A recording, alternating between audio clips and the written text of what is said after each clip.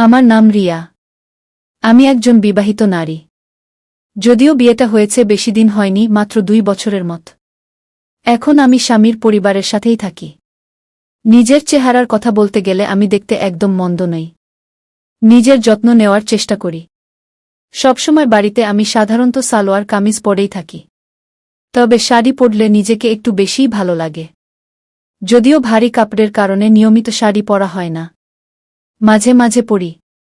আসলে আমার খুব পছন্দ জিন্স আর কুর্তি বা কখনো টি-শার্ট আর লোয়ার। এই ধরনের পোশাকে আমার বয়স অনেক কম মনে হয়, যেন 20-এর ঘরের শুরুতে আছি। ছোটবেলা থেকেই আমি একটু খোলামেলা স্বভাবের। যা মনে আসে সেটা সরাসরি বলে দেই। খুব বেশি ভেবেচিন্তে কথা বলার অভ্যাস আমার নেই। আমার ছোট ভাতিজা রাহুল কলেজে পড়ে এবং ছুটিতে বাড়ি এলে ওর সঙ্গে আমার খুব ভালো সময় কাটে। আমরা খুব ভালো বন্ধু। আর আমাদের মধ্যে দুষ্টুমিষ্টি খুনসুটি সবসময় চলতে থাকে। এবারের ছুটিতে আমাদের বন্ধুত্ব যেন আরও গাঢ় হয়ে উঠল। একদিন বিকেলে আবহাওয়া বেশ সুন্দর ছিল। আমি শাড়ি পরে একটু সাজগোজ করে মাঠের দিকে হাঁটতে বেরিয়েছিলাম। রাহুলও তখন পাশে ছিল। তাই ভাবলাম ওর সঙ্গে মিলে একটা রিল বানিয়ে ফেলি। আমরা মাঠের পাশে কিছু ভিডিও তুলছিলাম। হঠাৎ করে বৃষ্টি নামল। আমি যতক্ষণে কাছের ছোট একটা ঘরে আশ্রয় নিলাম ততক্ষণে পুরো ভিজে গিয়েছি। রাহুলও সঙ্গে ছিল। আমরা দুজনে ঘরের ভিতর বসে বৃষ্টি থামার অপেক্ষা করছিলাম। বাইরে মেঘলা আকাশ, হালকা ঠান্ডা হাওয়া আর ভিজে গায়ে কাঁপুনি শুরু হল। রাহুল আমাকে একটা গামছা এনে দিল যাতে আমি একটু গা মুছতে পারি। ওর এই যত্নশীল আচরণে আমি খুব ভালো লাগা অনুভব করছিলাম। আমরা গল্পে মশগুল হয়ে গেলাম, শৈশবের স্মৃতি, কলেজের মজার ঘটনা আর পারিবারিক গল্প নিয়ে। সন্ধ্যা ঘনিয়ে এল, কিন্তু বৃষ্টি থামল না। বন্ধুরা, এই গল্পের উদ্দেশ্য শুধুই বিনোদন। কেউ যদি এমন গল্প পছন্দ না করেন, দয়া করে এটিকে এড়িয়ে যেতে পারেন। আমার বিয়ে হয়েছে আর আমার স্বামী একটি প্রাইভেট কোম্পানিতে চাকরি করেন, যার কারণে ওনাকে প্রায়ই বাইরে থাকতে হয়। তবে পরিবারের সকলের সঙ্গে সম্পর্ক খুবই সুন্দর। ছোট ভাতিজা রাহুলের সঙ্গে এই বন্ধুত্বটা সত্যিই স্মরণীয় হয়ে থাকবে। আমি এখন শ্বশুরবাড়িতে মা-বাবার সঙ্গেই থাকি। যদিও বাবার সঙ্গে আমার কথা তেমন হয় না। বেশিরভাগ সময় উনি নিজের মতো থাকেন। তাই বাড়িটা মাঝে মাঝে একটু নিঃসঙ্গ লাগে। আমার শ্বশুর শাশুড়ি সাধারণত সকাল বিকেল মাঠে কাজ করতে যান। সেদিনও সকালবেলা সব কাজ সেরে দুপুরে একটু বিশ্রাম নিচ্ছিলাম। তখন বিকেল প্রায় 5টা বাজে হবে। সূর্যের মিষ্টি আলো তখনও লিভিং রুমের জানালা দিয়ে পড়ছিল। এই সময় হঠাৎ করে কলিং বেল বেজে উঠল। একটু অবাকই হলাম, কারণ এই সময় কেউ আসবে বলে তো আশা করিনি। ভাবলাম হয়তো পাশের কেউ ভুল করে বেল টিপে দিয়েছে। আমি দরজার দিকে এগোলাম। দরজা খুলেই দেখি সামনে দাঁড়িয়ে আছে আরিয়ান, আমার ভাতিজা। ও কলেজে পড়ে আর ছুটিতে গ্রামে আসে। আমি অবাক হয়ে বললাম, এই আরিয়ান, তুই হঠাৎ? সে হেসে বলল, চাচি, ভাবলাম আপনি একা একা বোর হচ্ছেন, তাই একটু চমকে দিই। আপনাকে ফোন করিনি, সরাসরি চলে এলাম গে। ওর হাতে একটা ছোট ব্যাগ ছিল। আমি বললাম, আরে ভেতরে আয় আয়। একটু অপ্রস্তুত হলেও ওকে দেখে ভালোই লাগছিল। অবশেষে একটু প্রাণচাঞ্চল্য তো এলো বাড়িতে। আমরা দুজনে লিভিং রুমে বসে পড়লাম। আরিয়ান চারপাশটা দেখে নিয়ে হেসে বলল, চাচি, আপনি তো আজও একদম ফ্রেশ লাগছেন। এই জামাটা একদম মানিয়েছে আপনার সঙ্গে কি? আমি হেসে বললাম, আরে এটা পুরনো জামা রে, এমনি পরে ফেললাম গো। পুরনো হলেও আপনাকে সবই মানায় চাচি, বলে সে একটু মজা করেই বলল। কিন্তু চাচি, গ্রামে থেকে মনে হয় একটু বেশি খাচ্ছেন। আপনার ফিটনেস ঠিক আছে তো? আমি হেসে বললাম, হ্যাঁ রে বাবা, শহরের মতো ব্যায়াম তো এখানে হয় না। আর গ্রামের খাবারও এমন যে না খেয়ে পারা যায় না গে। আমরা দুজনেই হেসে উঠলাম। বাড়িটা যেন হঠাৎ করেই জীবন্ত হয়ে উঠল। আমি জিজ্ঞেস করলাম, তুই একাই এলি নাকি? আর এবার আমার জন্য কি এনেছিস? আরিয়ান হেসে বলল, এই তো কিছুক্ষণের মধ্যেই এসেছি চাচি। আর আপনার জন্য? আপনি যা বলবেন তাই হাজির। একটু থেমে বলল, আরে মজা করলাম। আপনার জন্য কিছু ছোট্ট সারপ্রাইজ এনেছি। খুলে দেখবেন গু। গরমের এক অলস দুপুর। আমি তখন শ্বশুরবাড়ির লিভিং রুমে বসে একটু বিশ্রাম নিচ্ছিলাম। বাইরে রোদ বেশ ছিল, তাই ঘরে একটু ঠান্ডা লাগছিল। এমন সময় আচমকা কলিং বেল বেজে উঠল। দরজা খুলে দেখি আমার ভাতিজা রাহুল দাঁড়িয়ে, মুখে সেই চেনা দুষ্টু হাসি। চাচি, চমকে দিলাম বলেই ও হেসে উঠল।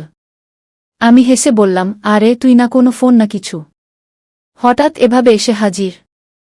ভাবলাম আপনি একা একা একটু বোর হচ্ছেন, তাই একটা ছোট সারপ্রাইজ দিই বলেই সে ছোট ব্যাগটা পাশে রাখল। আমি বললাম, ঠিক আছে, আগে ভেতরে আয়। এই গরমে তো তুই হাঁপিয়ে গেছিস নিশ্চয়ই। চল, তোকে এক গ্লাস ঠান্ডা শরবত এনে দেই গু। আমি রান্নাঘরে গিয়ে তাড়াতাড়ি 2 গ্লাসে লেবুর শরবত বানালাম। একটা বরফ বেশি দিয়ে, আরেকটা একটু কম, কারণ রাহুল বেশি ঠান্ডা পছন্দ করে না। ফিরে এসে দেখি রাহুল ব্যাগে কিছু খুঁজছে। আমি বললাম, এই নে, আগে শরবত খা, তারপর যা এনেছিস সেটা দেখাস গু। ও শরবত খেয়ে বলল, বাহ চাচি, আপনার হাতের শরবত তো একদম অসাধারণ। আমি হেসে আবার বললাম, তুই এনেছিস কি বলতো এবার। রাহুল একটু হেসে ব্যাগ থেকে একটা ছোট বক্স বের করল। বলল, এই দেখুন চাচি, আপনার জন্য। আমি বক্সটা খুললাম। ভেতরে ছিল এক জোড়া রূপার কোমরবন্ধ, দারুণ সুন্দর ডিজাইন আর ছোট ছোট ঝুনঝুনি লাগানো। সূর্যের আলো সেটা ঝকঝক করছিল। আরে, এটা তো দারুণ সুন্দর। আমি নিজের আনন্দ লুকোতে পারলাম না। রাহুল বলল, ভাবলাম আপনার পছন্দ হবে। আপনি তো সবসময় বলতেন এমন কিছু কিনতে মন চায়। মেলাতে দেখে সাথে সাথেই কিনে ফেললাম গু। আমি কোমরবন্ধটা ভালো করে দেখে খুশিমনে আবার বক্সে রেখে আলমারিতে রেখে দিলাম। ভাবলাম পরের বার শাড়ি পরলে এটা অবশ্যই পরব। রাহুল সত্যিই আমার পছন্দ বোঝে। তারপর আমি আবার ছোটখাট কাজ করতে লাগলাম। বিকেল ঘনিয়ে এলো। শ্বশুর শাশুড়ি যে কোনো সময় ফিরে আসবেন। রাহুল শহর থেকে এসেছে বলে গরম আর ধুলো একটু ক্লান্ত ছিল। ও বলল, চাচি, আমি একটু স্নান করে নেই, ফ্রেশ লাগবে কি। আমি বললাম, হ্যাঁ হ্যাঁ, উপরেই বাথরুম, সব পরিষ্কার করে রাখা আছে, তুই গিয়ে আয় গু। রাহুল ব্যাগটা নিয়ে উপরে চলে গেল, আর আমি নিচে এসে রান্না করতে শুরু করলাম। কিছুক্ষণ পর রাহুল স্নান সেরে ফ্রেশ হয়ে হাসি মুখে আবার নেমে এল রান্নাঘরে। সন্ধ্যার কাছাকাছি সময় আমি রান্নাঘরে দাঁড়িয়ে রুটি বানাচ্ছিলাম। গরমে ঘর একেবারে অগ্নিকুণ্ড হয়ে উঠেছিল। চুলার আগুন আর বাইরে থেকে আসা আর্দ্রতা মিলে আমার পুরো শরীর ঘেমে একেবারে ভিজে গিয়েছিল।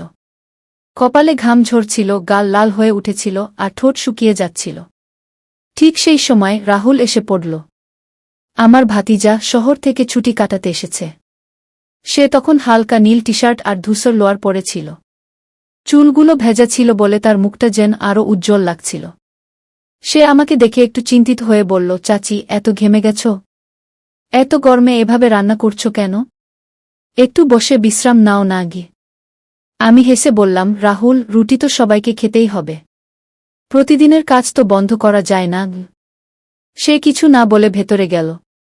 একটু পরেই ফিরল, হাতে একখানা রঙিন হাতপাখা নিয়ে। এই নাও চাচি, তোমাকে একটু বাতাস করি বলেই সে আমার পাশে বসে ধীরে ধীরে পাখা দোলাতে লাগল। ঠান্ডা বাতাসে আমার একটু আরাম লাগল। ঘাম মোছার ফাঁকে সে আমার এলোমেলো চুলগুলো দেখে বলল, চাচি, চুলগুলো সব মুখে এসে পড়েছে, রাবার ব্যান্ড দাও, আমি বেঁধে দিই। আমি কিছু না বলে ব্যান্ড এগিয়ে দিলাম। সে ধীরে ধীরে আমার চুলগুলো পেছনে গুছিয়ে দিল। তার স্পর্শে একটা নিরাপদ শান্ত অনুভূতি হচ্ছিল। চুল বাঁধার পর সে বলল, আপনি নিজের যত্ন নিতে জানেন না একদম। এত গরমে এভাবে কাজ করা ঠিক না, একটু বিশ্রামও দরকার হয় গে। আমি হালকা হেসে বললাম, আরে তুই তো এখানে কদিনের জন্য এসেছিস, তারপর চলে যাবি, তখন কে এত খেয়াল রাখবে? রাহুল একটা দুষ্টু হাসি দিয়ে বলল, কে বলল আমি চলে যাব? মন চাইছে এখানেই থেকে যাই, সবসময় আপনার পাশে থাকি। তার চোখে কিছু একটা ছিল, একটা অনুভব যেটা একটু অন্যরকম। আমি কিছু বললাম না, রুটিতে মন দিলাম। হঠাৎ সে আবার বলল, চাচি, আমি আপনার সঙ্গে সময় কাটাতে পছন্দ করি, আপনার কথা শুনলে ভালো লাগে গি। আমি একটু মুচকি হেসে বললাম, আরে আমার কথায় এমন কি আছে? সে বলল, আপনার কথায় একরকম আপনিত্ব আছে, আর আপনার হাসি এক কথায় অসাধারণ। আমি হেসে বললাম, আরে বলিস না, অতটুকু প্রশংসা পেলে তো আমি গর্বে ফেটে পড়ব। রাহুলের কথায় আমি হেসে ফেললাম, যদিও মনে মনে ওর সহজ সরল কথাগুলো শুনে খুব ভালো লাগছিল। ওর চোখে মুখে যে আন্তরিকতা ছিল সেটা উপেক্ষা করা কঠিন। চাচি, আমি মজা করছি না, সত্যি বলছি। আপনার সঙ্গে এমন খোলাখুলি কথা বলাটা খুব ভালো লাগে বল রাহুল। এইভাবে কথার মাঝেই রান্না শেষ হয়ে গেল। রান্নাঘরে গরম ছিল ঠিকই, কিন্তু ওর সঙ্গে গল্প করে আমার মন অনেকটা হালকা হয়ে গিয়েছিল। ঠিক তখনই বাইরের দিক থেকে গাড়ির আওয়াজ এল। আমি জানতাম মা বাবা ফিরেছেন। রাহুলও উঠে দাঁড়াল। মনে হচ্ছে মা বাবা এসে গেছেন চাচিগু। আমি দ্রুত দরজার দিকে তাকালাম। একটু পরেই মা বাবা ভেতরে এলেন। আরে রাহুল, তুই কবে এলি রে? মায়ের মুখে বিস্ময়। ওর মাথায় স্নেহের হাত বুলিয়ে দিলেন। কলেজ থেকে হঠাৎ 3 দিনের ছুটি পেলাম মা। ভাবলাম চমকে দিই তোমাদের। রাহুল হাসতে হাসতে বলল। বাবাও খুব খুশি হলেন। ভালোই করেছিস রে। তোরও মন কেমন করছিল বুঝি? আমাদেরও হচ্ছিল। আমি ভিতরে ভিতরে ভাবলাম রাহুল এসে পড়ায় যেন ঘরটা নতুন করে প্রাণ ফিরে পেয়েছে। না হলে সারাদিন একা একা কতটা নির্জন লাগে। রাতের খাওয়াই ছিল ডাল, ভাত, রুটি আর আমার প্রিয় আলু ফুলকপির তরকারি। রাহুল শহর থেকে এসে বাড়ির রান্নায় যেন পুরোটাই উপভোগ করছিল। সবাই মিলে একসাথে খাওয়া দাওয়া করে গল্প করতে করতে সময় কেটে গেল। মা বাবা ওর কলেজ আর বন্ধুদের নিয়ে অনেক কিছু জানতে চাইলেন। আর রাহুল হাসি মুখে সব বলল। রাতের খাওয়া শেষ হতেই সবাই ঘুমের প্রস্তুতি নিতে লাগল। গরমকাল বলে মা বাবা প্রায় উঠানে কুলারের পাশে ঘুমান। আমি সাধারণত বারান্দায় শুয়ে পড়ি, একটু হাওয়া থাকে বলে। হঠাৎ রাহুল বলল, চাচি চলুন না আজ ছাদে শুই। উপরে হাওয়া বেশি থাকে গি। আমি একটু দ্বিধা করলাম। মা বাবা তো ছাদে ঘুমাতে দিতে চাইবেন না রাহুল গু। আপনি চিন্তা করবেন না, আমি জিজ্ঞেস করি বলে সে এক দৌড়ে মায়ের কাছে গেল। মা কিছু ভাবলেন না। শুধু বললেন, তবে দেখিস মশারি টানিয়ে নিস কি। রাহুল ফিরে এসে বলল, চলুন চাচি, সব ঠিক আছে গু। দুজন ছাদে উঠে গেলাম। দুটো খাট একে অপর থেকে সামান্য দূরে রেখে পাতলাম। পাখা, মশারি সব ব্যবস্থা করে নিলাম। রাতের আকাশটা যেন ঝলমল করছিল তারায়, আর একটানা হালকা বাতাস বইছিল। মনে হচ্ছিল অনেকদিন পর এত প্রশান্ত রাত কাটছে। আমি মুচকি হেসে ভাবলাম, রাহুলের আশাটা যেন শুধু বাড়ি নয়, আমার মনেও নতুন আলো এনেছে। বাড়িটা আজ কিছুটা প্রাণ ফিরে পেয়েছে। কথা, হাসি, গল্প সব মিলিয়ে একটা আলাদা উষ্ণতা। তবুও সাহেবের অনুপস্থিতি যেন কোথাও একটা ফাঁকা রেখেছে। সাহেব মানে অনিমেষ, যিনি প্রায় অফিসের কাজে বাইরে থাকেন। আজ প্রায় 5 দিন হয়ে গেল ওর দেখা নেই। ছাদে হালকা হাওয়া বইছে, আকাশে তারার মেলা। মনটা হঠাৎ যেন খুব করে অনিমেষকে মনে করতে লাগল। আমি চুপি চুপি বলে উঠলাম, আকাশটা এত সুন্দর, কিন্তু অনিমেষ না থাকলে সবকিছুই যেন অপূর্ণ লাগে গে। পাশেই দাঁড়িয়ে থাকা রাহুল, আমার ভাতিজা, চুপ করে শুনছিল। ও আমার মুখের অভিব্যক্তি বুঝে গেল। একটু চুপ থেকে বলল, চাচি আপনি এত সুন্দর, এত হাসি খুশি, আপনাকে মন খারাপ করে একদম মানায় না কি? তারপর একটু মজার ভঙ্গিতে বলল, আচ্ছা চাচি বলুন তো, আপনার মন খারাপ দূর করতে কি করলে ভালো লাগবে? আমি তো রেডি আছি। আমি হেসে ফেললাম, এইসে তুমি আজকাল বেশ দুষ্টু হয়ে গেছো দেখছি। এসব কথা কোথা থেকে শিখো? রাহুল বলল, চাচি আপনার হাসিটাই তো আসল জাদু। সেটা দেখলেই মন ভালো হয়ে যায়। আমি শুধু চাই আপনি সবসময় এমনই হাসি মুখে থাকুন গু। ওর কথাগুলো শুনে সত্যিই মনটা একটু হালকা লাগল। মাঝে মাঝে কেউ পাশে থেকে একটু মনোযোগ দিলে, একটু কথা বললেই কত কিছু বদলে যায়। রাতের নীরবতা ভেঙে হঠাৎই রাহুল প্রশ্ন করল, চাচি বিয়ে তো আপনার প্রায় 2 বছর হয়ে গেল। এখন কবে ছোট্ট একটা অতিথি আসবে আমাদের বাড়িতে? ওর প্রশ্ন শুনে আমার মুখের হাসিটা এক মুহূর্তেই মিলিয়ে গেল। গলায় এক ধরনের কঠিনতা চলে এলো।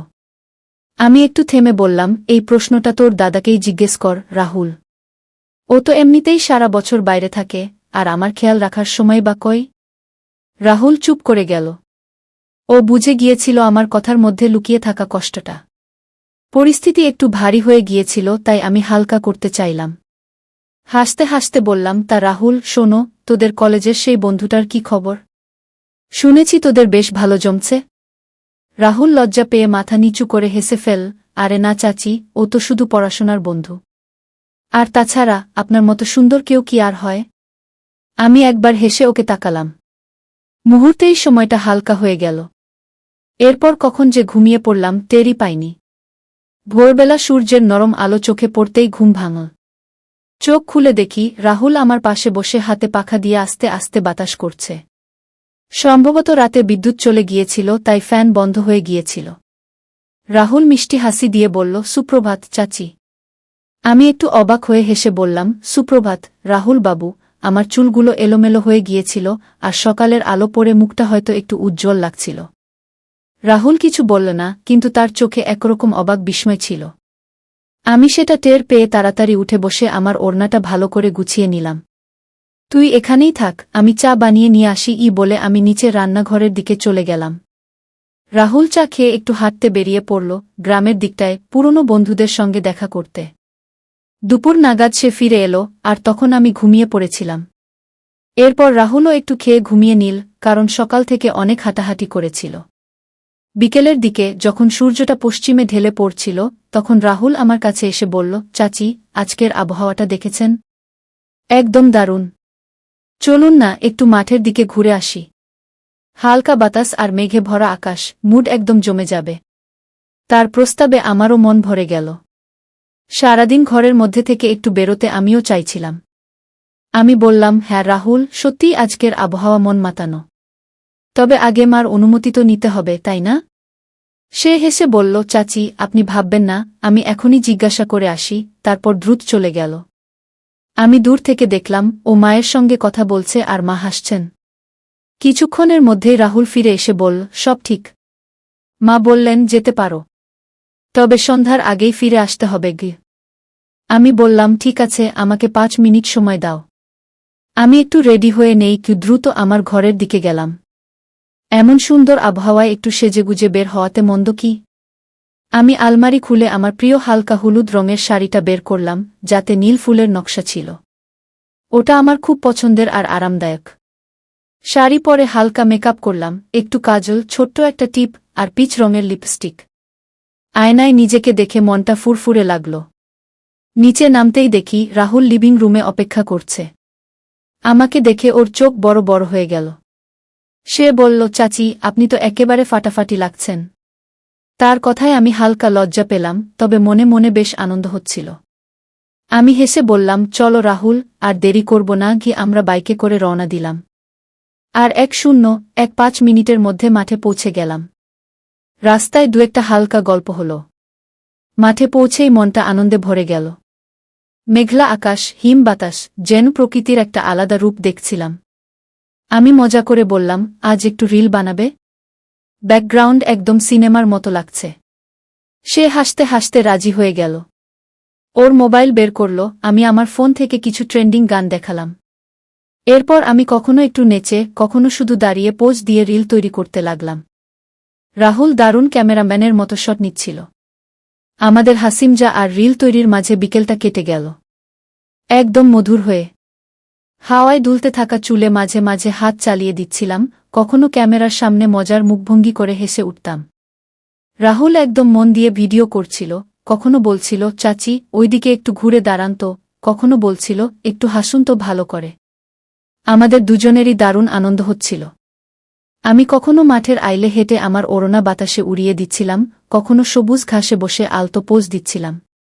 রাহুল কখনো বসে, কখনো দাঁড়িয়ে খুব মনোযোগ দিয়ে আমার রিলস তুলে যাচ্ছিল। ঠান্ডা বাতাস চুল উড়িয়ে নিয়ে যাচ্ছিল, আর আমি পুরো মুহূর্তটুকু উপভোগ করছিলাম। এই আনন্দের মধ্যেই হঠাৎ করে আকাশ রূপ পাল্টে ফেল। মেঘ আরও গা হল, আর প্রবল বাতাস বইতে লাগল। কিছু বুঝে ওঠার আগেই শুরু হয়ে গেল ঝমঝমিয়ে বৃষ্টি। রাহুল চিৎকার করে বলল, চাচি, ভেতরে চলে আসুন। এই বৃষ্টিতে ভিজে গেলে ঠান্ডা লেগে যাবে। সে ছুটে গিয়ে মাঠের কোনায় থাকা একটা ছোট ঘরের মধ্যে ঢুকে পড়ল।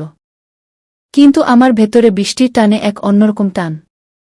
ঘ্রাণের পর এমন ঠান্ডা বৃষ্টি যেন প্রাণ জুড়িয়ে দেয়া। আমি দুচোখ বন্ধ করে দাঁড়িয়ে থাকলাম বৃষ্টির নিচে। প্রতিটা ফোঁটা যেন আমার ক্লান্তি ধুয়ে নিয়ে যাচ্ছিল। বৃষ্টি বাড়তেই শাড়ি ভিজে গিয়ে শরীরের সঙ্গে লেগে গেল। ঠান্ডা পানি আমার শরীর ঘিরে ফেল, কিন্তু আমি তখনও নিজের মতো করে মুহূর্তটা উপভোগ করছিলাম। হাওয়ায় ভেজা চুল বারবার মুখে পড়ছিল, আমি সরিয়ে আবারও মুগ্ধ হয়ে তাকাচ্ছিলাম আকাশের দিকে। কিন্তু একটু পরেই ঠান্ডাটা একটু বেশি অনুভব করতে শুরু করলাম। প্রথমে পাত্তা দিইনি, কিন্তু তারপর যখন ঠান্ডায় দাঁত কাঁপাতে লাগল, বুঝতে পারলাম এবার ভিতরে যাওয়াটা দরকার।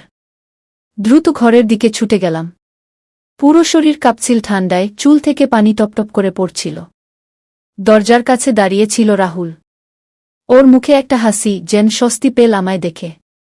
ঘরের এক কোণে আমি গিয়ে বসে পড়লাম। আমার হাত পা কাঁপছিল, আর শরীরটা একেবারে ঠান্ডায় জমে আসছিল। বাইরের টিনের ছাদে বৃষ্টির শব্দ যেন থামার নাম নিচ্ছে না।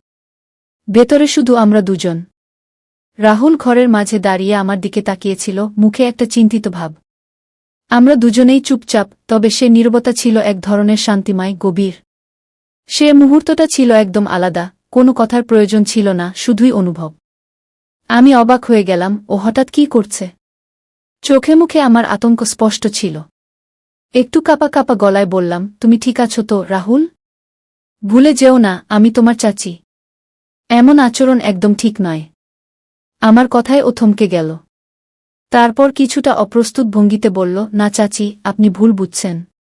আমার কোনো খারাপ উদ্দেশ্য ছিল না। আমি তো আসলে এই জামাটা আপনার জন্য আনছিলাম। আপনি পুরোপুরি ভিজে গেছেন, ঠান্ডা লেগে যেতে পারে। তাই ভেবেছিলাম আপনি এটা পরে একটু আরাম পাবেন। তার গলার কণ্ঠে ছিল এক ধরনের আন্তরিকতা আর চিন্তা, যা সত্যিই আমাকে চমকে তুলল। বুঝলাম আমি একটু বাড়াবাড়ি করে ফেলেছি। ওর কথার মানে ছিল শুধুই সহানুভূতি। আমি একটু লজ্জা পেয়ে মাথা নিচু করে ফেললাম। আমার হঠাৎ করা রিয়াকশনে ও যেন কিছুটা দুঃখ পেয়েছিল। বুঝতে পেরেছিল আমি অস্বস্তিতে আছি, তাই শান্ত স্বরে বলল, চাচি, আপনি চিন্তা করবেন না। আমি একটু বাইরে যাচ্ছি। আপনি ইচ্ছা হলে এটা পরে নিন। খেয়েও বেরিয়ে গেল ঘর থেকে। আমি ধীরে ধীরে ওর দেওয়া টি শার্টটা হাতে তুলে নিলাম। সেটা একটু বড় হলেও ছিল একেবারে শুকনো আর আরামদায়ক। নিজের ভেজা শাড়িটা যতটুকু সম্ভব নিংড়ে নিয়ে টি শার্টটা পরে নিলাম। একটু পরেই শরীরটা বেশ আরাম অনুভব করতে লাগল। বাইরের বৃষ্টি তখন একটু কমে এসেছে। শুধু হালকা টিপটিপ ধারা, আর আকাশে ধীরে ধীরে আলো ফিরে আসছে। আমি জানালার দিকে তাকিয়ে দেখলাম অন্ধকার নামছে। বুঝলাম এবার ফেরার সময় হয়েছে।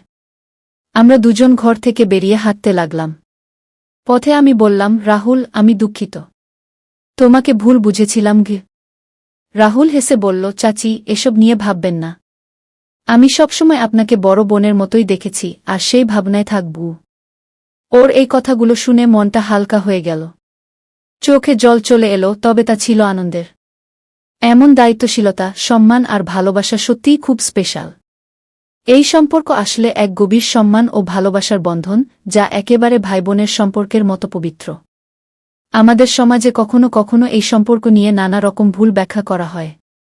তাই আমি শুধু এইটুকুই বলব, চোখে যা দেখি সবসময় তা পুরোটা সত্যি নয়। সম্পর্ককে তার নিজস্ব সম্মান দিতে শিখুন। বন্ধুরা, আশা করি গল্পটি খুবই ভালো লেগেছে। প্রতিনিয়ত এ ধরনের ভিডিও পেতে আমাদের চ্যানেলটি সাবস্ক্রাইব করে বেল বাটনটি অন করে দিন এবং আমাদের সঙ্গেই থাকুন। ধন্যবাদ। ভালো থাকুন, সুস্থ থাকুন।